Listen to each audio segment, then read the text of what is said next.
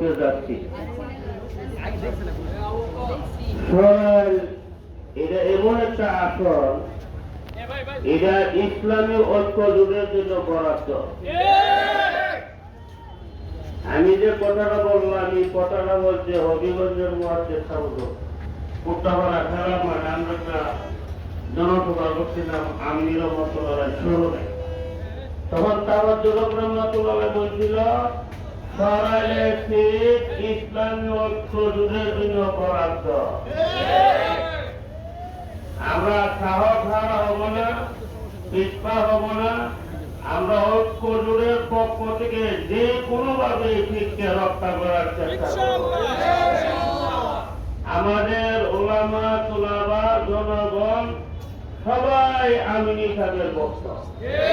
আমিনী সাহেবের ভক্ত ঘরে ঘরে নারী পুরুষ লুকাইয়া রয়েছে, ঠিক না বেশি?